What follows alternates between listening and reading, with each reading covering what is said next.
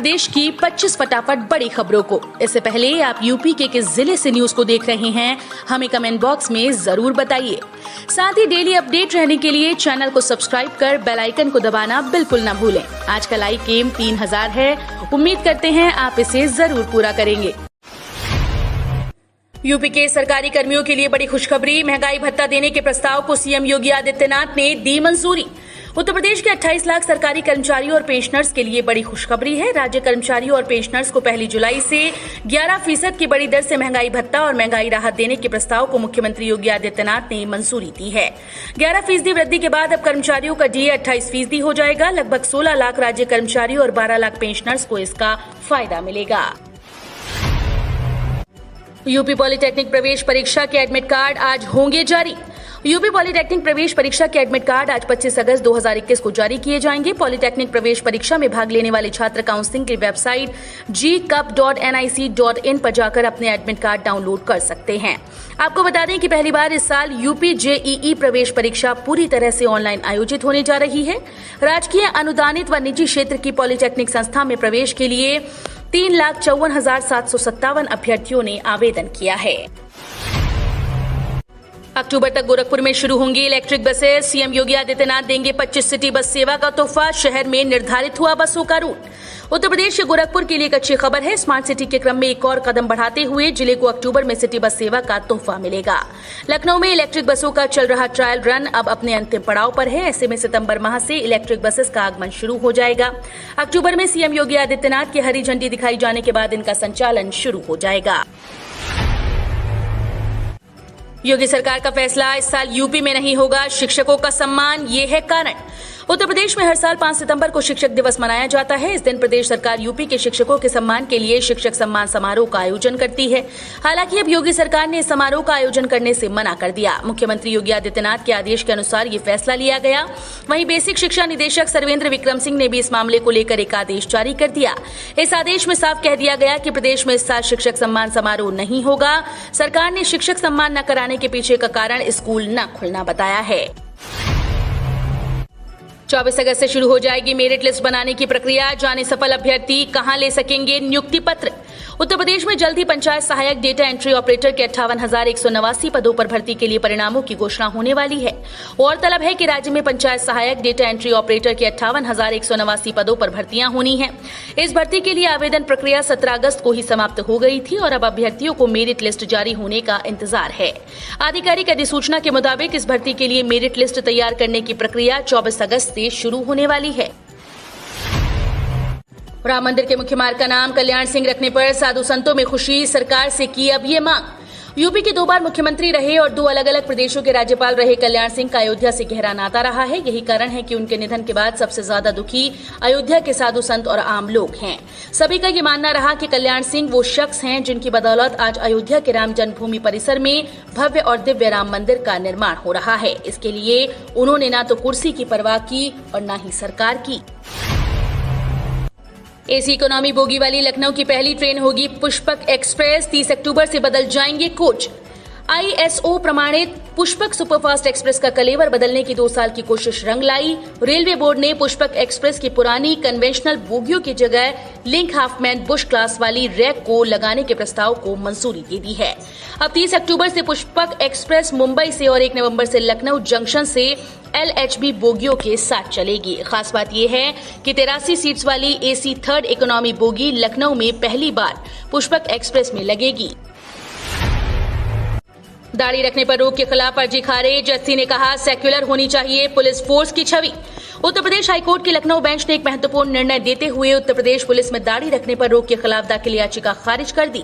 12 अगस्त को पारित निर्णय में एकल पीठ ने कहा कि पुलिस बल की छवि सेक्युलर होनी चाहिए। ऐसी छवि राष्ट्रीय एकता को मजबूत करती है। इसके अलावा कोर्ट ने याचिका दाखिल करने वाले सिपाही के खिलाफ जारी निलंबन आदेश और आरोप पत्र में भी दखल देने से इनकार कर दिया। ईएसआईसी में अब आएंगे 30,000 रुपए वेतन पाने वाले कर्मचारी।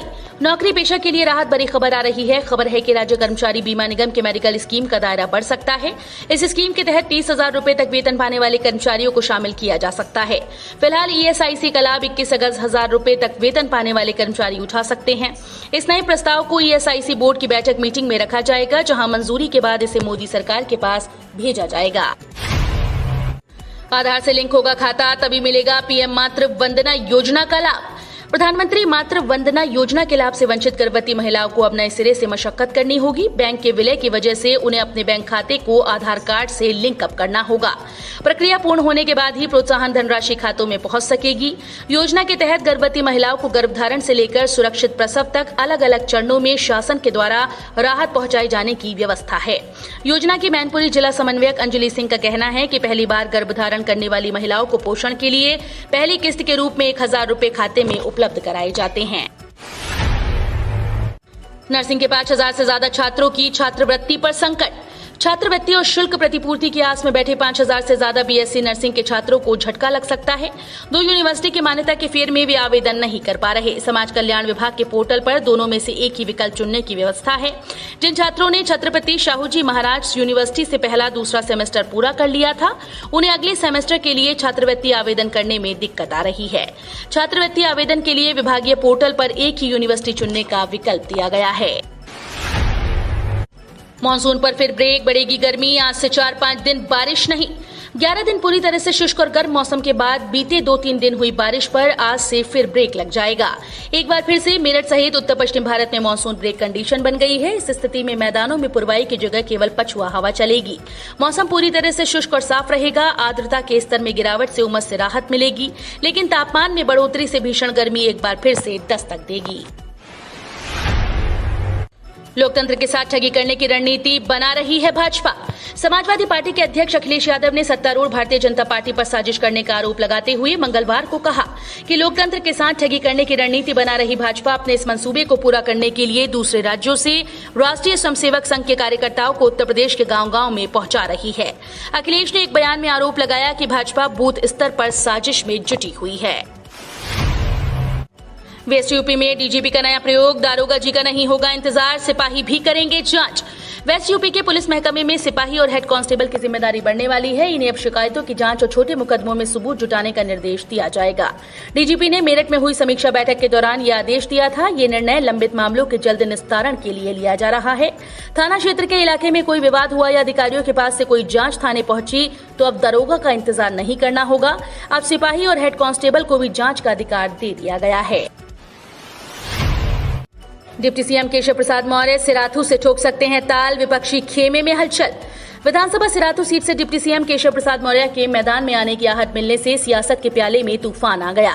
डिप्टी सीएम अगर यहां से मैदान में आते हैं तो सिराथू सीट जिले की सबसे हॉट सीट हो जाएगी। दूसरी तरफ इस सीट पर नजर जमाए विपक्षी दलों के दावेदारों की नींद उड़ गई है। उन्हें नई चुनौतियों का सामना करना लोहे के चने चबाने के समान लग रहा है। कुछ दावेदार तो दूसरी सीट की तलाश में भी लग गए। यूपी की सबसे पुरानी बिजली उत्पादन की 13वीं इकाई को चालू करने में लगातार हो रही देरी। ओबरा तापीय परियोजना की सबसे पुरानी 200 मेगावाट वाली 5 इकाइयों में एक 13वीं इकाई को चालू करने में लगातार देरी होती जा रही है।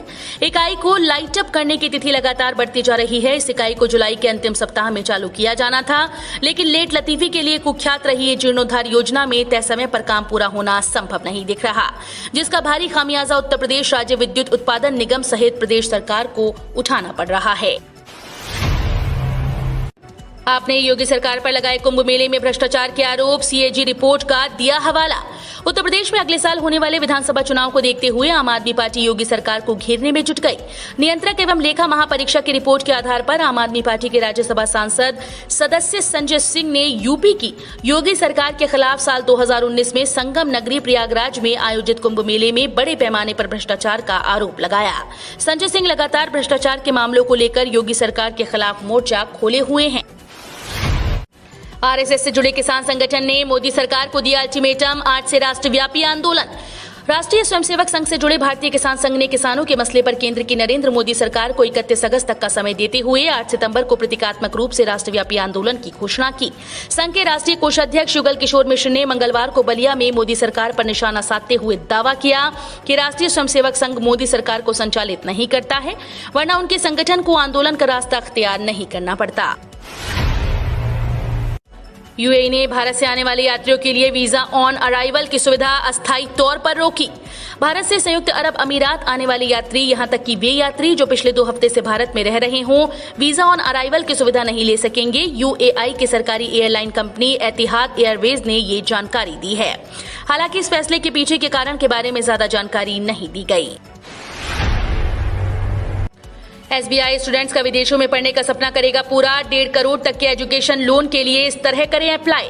विदेशों में पढ़ने की योजना बना रहे स्टूडेंट्स को एसबीआई बेहतरीन सुविधा दे रहा है। एसबीआई ने नया एजुकेशन लोन लॉन्च करा है। इसके तहत स्टूडेंट्स को विदेश में पढ़ाई का मौका मिलेगा। बैंक ने इस लोन का नाम एसबीआई ग्लोबल एडवांटेज दिया है। इस लोन की मदद से भारत के छात्र विदेशों के कॉलेजेस में दाखिला ले सकेंगे। उन्हें पढ़ाई की सुविधा मिल जाएगी। एसबीआई के अनुसार छात्रों को आगे बढ़ाने के लिए इस स्कीम को लॉन्च किया गया है। बोले राकेश टिकैत के भाई नरेश, 5 सितंबर को मुजफ्फरनगर में महापंचायत नहीं, किसानों का धर्म युद्ध है। केंद्र सरकार के 3 नए कृषि कानूनों के खिलाफ किसानों का आंदोलन लगातार जारी है। भारतीय किसान यूनियन के नेता नरेश टिकैत ने कहा कि 5 सितंबर को मुजफ्फरनगर में आयोजित पंचायत किसान महापंचायत नहीं बल्कि किसानों का धर्म युद्ध है। बताते चले कि ये महापंचायत पंचायती राज मंत्री भूपेंद्र चौधरी द्वारा पूर्व प्रधानमंत्री चौधरी चरण सिंह पर की गई टिप्पणी के खिलाफ बुलाई गई है। यूपी के पहले आयुष विश्वविद्यालय का शिलान्यास करने 28 को गोरखपुर आएंगे राष्ट्रपति रामनाथ कोविंद। मुख्यमंत्री योगी आदित्यनाथ की मंशा के अनुरूप गोरखपुर चिकित्सा शिक्षा का हब बनने की ओर तेजी से अग्रसर है। इस सिलसिले को मजबूत करने में 28 अगस्त का दिन इतिहास के पन्नों में दर्ज होने जा रहा है। इस दिन प्रदेश के पहले आयुष विश्वविद्यालय की नींव रखी जाएगी तो गोरक्षपीठ की तरफ से स्थापित निजी विश्वविद्यालय शिक्षार्थ आइए सेवार्थ जाइए की भावना से जनता को समर्पित किया जाएगा। योगी सरकार का बड़ा ऐलान, बाढ़ में पशुओं की मौत पर मिलेगी आर्थिक सहायता। बाढ़ व अन्य दैवीय आपदा में हर प्रभावित की मदद को योगी सरकार ने व्यवस्था कर रखी है। राहत सामग्री वितरण, जनहानि व क्षतिग्रस्त मकानों के लिए भरपूर आर्थिक मदद के साथ ही पशुहानि पर प्रति पशु 30,000 रुपए तक की क्षतिपूर्ति का प्रावधान किया गया है। यही नहीं, आपदा में यदि किसी शिल्पकार दस्तकार के औजार का नुकसान हुआ हो तो उसे भी मदद की जाएगी। मानसून के इस मौसम में कुछ गांव बाढ़ प्रभावित हैं। इस दौरान यदि किसी पशुपालक के पशु की मृत्यु हो जाती है तो उसे परेशान होने की जरूरत नहीं होगी। बड़ी खबर, सरकारी दुकानों से राशन लेने के नियमों में होने जा रहा बदलाव, जानिए नए प्रावधान। इस संबंध में खाद्य और सार्वजनिक वितरण विभाग के सचिव सुधांशु पांडे ने बताया कि मानकों में बदलाव को लेकर पिछले 6 माह से राज्यों के साथ बैठक की जा रही है। राज्यों के द्वारा दिए गए सुझाव को शामिल करते हुए पात्रों के लिए नए मानक तैयार किए जा रहे हैं। इस महीने ये मानक फाइनल कर दिए जाएंगे। नए मानक लागू होने के बाद केवल पात्र व्यक्तियों को ही लाभ मिलेगा, अपात्र लोग लाभ नहीं ले पाएंगे। यूपी में ट्रेसिंग, टेस्टिंग और ट्रीटमेंट से बेहतर हो रहे हालात। 24 घंटे में मिले 28 नए कोरोना संक्रमित केस। उत्तर प्रदेश में कोरोना महामारी की दूसरी लहर पर प्रभावी नियंत्रण बना हुआ है। ट्रेसिंग, टेस्टिंग और त्वरित ट्रीटमेंट के मंत्र से अच्छे परिणाम मिल रहे हैं। राज्य के 14 जिलों में अलीगढ़, औरैया, बदायूं, देवरिया, फर्रुखाबाद, फतेहपुर, गोंडा, हमीरपुर, हरदोई, कानपुर देहात, महोबा, मिराजपुर, संत कबीर नगर और उन्नाव में कोविड का एक भी मरीज नहीं है। पिछले 24 घंटों के दौरान 28 नए मरीजों की पुष्टि हुई है। हम रोज ऐसे ही न्यूज लाते रहेंगे। यदि आपने अभी तक क्लीन न्यूज यूपी को सब्सक्राइब नहीं किया है तो फटाफट सब्सक्राइब कर लें। साथ ही बेल आइकन को प्रेस करना बिल्कुल ना भूलें ताकि लेटेस्ट अपडेट मिस ना हो।